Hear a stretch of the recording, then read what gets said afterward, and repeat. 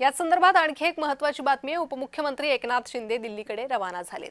विधान परिषदेच्या जागा वाटपाचा तिढा कायम आहे। शिंदे दिल्लीतील वरिष्ठ नेत्यांना भेटण्याची शक्यता आहे।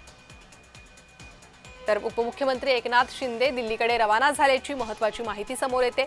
विधान परिषदेच्या जागा वाटपाचा तिढा कायम आहे। एका जागेचा तिढा कायम आहे आणि त्यासाठीच दिल्लीतील वरिष्ठ नेत्यांना शिंदे भेटणार असल्याची माहिती। अधिक माहिती या संदर्भात घेऊयात आमचे प्रतिनिधी कुणाल भोईटे यांच्याकडून।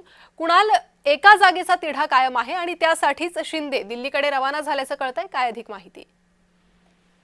नक्कीच एकंदरीत पाहायचं झालं तर विधान परिषदेच्या जागेचा तिढा अद्याप सुटलेला नाहीये। दुपारी भाजपचे प्रदेशाध्यक्ष रवींद्र चव्हाण असतील, मंत्री बावनकुळे असतील, त्याचप्रमाणे उपमुख्यमंत्री एकनाथ शिंदे यांच्यामध्ये बराच काळ चर्चा देखील झाली। मात्र एकमत काही या बैठकीमध्ये होऊ शकलेलं नाहीये आणि याचमुळे अचानक एकनाथ शिंदे जे आहेत ते दिल्लीला रवाना झालेले आहेत। त्यामुळे विधान परिषदेच्या जागांसंदर्भामध्ये जो काही आता तिढा आहे हा दिल्ली दरबारी गेलेला आहे। त्यामुळे वरिष्ठ नेत्यांना भेटल्यानंतर तरी या जागेचा तिढा सुटतोय का हे पाहणं महत्त्वाचं असणार आहे। मात्र शिंदे अजूनही एका जागेसाठी अडून असल्याचं पाहायला मिळतंय।